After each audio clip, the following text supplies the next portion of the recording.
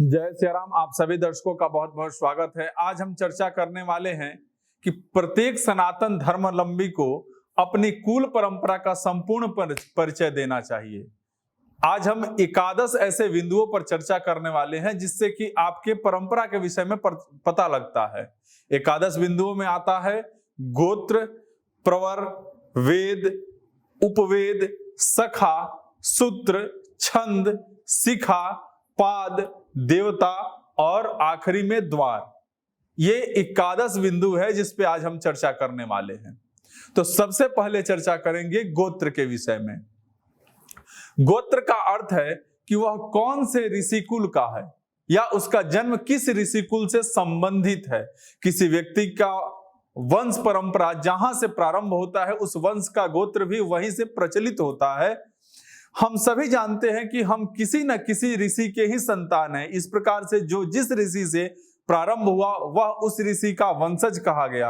इस गोत्र के मूल ऋषि विश्वामित्र, जमदग्नि, भारद्वाज, गौतम, अत्रि, वशिष्ठ और कश्यप है। इन सप्त ऋषियों और 8वें ऋषि अगस्त की संतान गोत्र कहलाती है। यानी जिस व्यक्ति का गोत्र भारद्वाज है उसके पूर्वज ऋषि भारद्वाज थे और वह व्यक्ति इस ऋषि का वंशज है।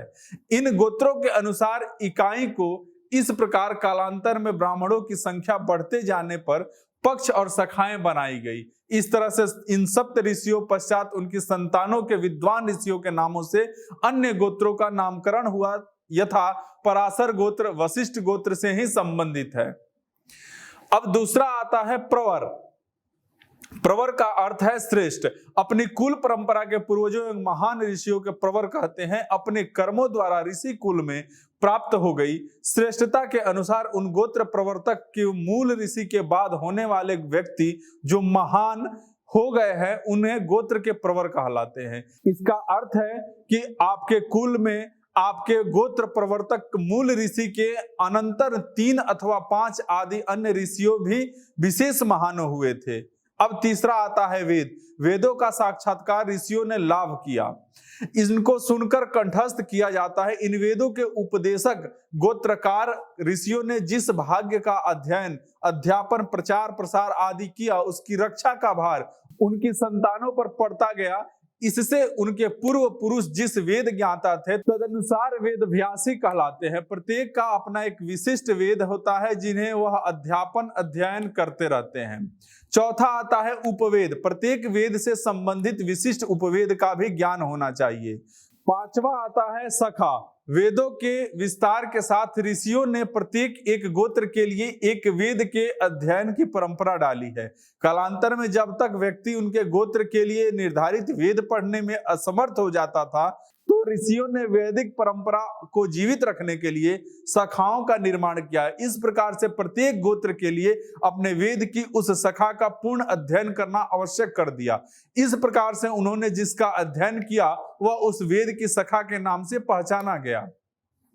अगला सूत्र आता है। प्रत्येक वेद के अपने 2 प्रकार के सूत्र हैं, श्रौत सूत्र और ग्रहा सूत्र। यथा शुक्ल यजुर्वेद का कात्यायन श्रौत सूत्र और पारस्कर ग्रहा सूत्र है। अगला छंद आता है। उक्तानुसार ही प्रत्येक ब्राह्मण को अपने परंपरा सम्मत छंद का ही ज्ञान होना चाहिए। अगला आता है शिखा। अपनी कुल परंपरा के अनुसार या अनुरूप शिखा को दक्षिणावर्ती अथवा वामावर्ती रूप में बांधने की परंपरा शिखा कहलाती है। अब अगला आता है पाद। अपने अपने गोत्रानुसार लोग अपना पाद प्रक्षालन करते हैं। यह भी अपनी एक पहचान बनाने के लिए ही बनाया गया एक नियम है। अपने अपने गोत्र के अनुसार ब्राह्मण लोग पहले अपना बायां पैर धोते तो किसी गोत्र के लोग पहले अपना दायां पैर धोते। इसे ही पाद कहते हैं। अगला आता है देवता। प्रत्येक वेद या शाखा का पठन पाठन करने वाले उसी शाखा के वेद का आराध्य ही किसी विशेष देवता की आराधना करते हैं। वहीं उनका कुल देवता विष्णु, शिव, दुर्गा, सूर्य इत्यादि देवों में से कोई एक होता है। उनके आराध्य देव उसे कहते हैं। अगला आता है द्वार। यज्ञ मंडप में ऐश्वर्य यज्ञ यानी यज्ञकर्ता जिस दिशा अथवा द्वार में प्रवेश करता है अथवा जिस दिशा में बैठता है वहीं उस गोत्र वालों की द्वार या दिशा कही जाती है। श्रोता, समार्थ हमारी मूल वैदिक परंपरा है। शैव, वैष्णव, शाक्त वगैरह इष्टदेव प्रधानस्य दर्शाता है, मगर स्वधर्म स्वसखा में ही है। इष्ट 5 में से एक हो सकते हैं, मगर परंपरा तो समार्थ की है जो मूल वैदिक है। पंथवादी मतवादी में फंसकर हिंदू बिखरे गए हैं। समार्थ सबको एकजुट बनाता है। स्वसखा के ग्रंथों पर पठन, मनन, चिंतन, आचरण और उन पर कहे सुने प्रवचन, व्याख्या और वित्तसार ही सत्संग है। सनातन संस्कृति की 4 पीठ मूल वैदिक पीठ है, जो सिर्फ शंकर पीठ नहीं, मूल वैदिक पीठ है। ये चारों पीठ ही हमारी मूल मुख्य धारा है और हम सब उसकी शाखा है। तो आज आप लोग समझ चुके होंगे कि किस प्रकार से हमारी 11 चीजों से के मिलने से हम सब एक हो जाते हैं। आज बस इतना ही। जय सिया राम।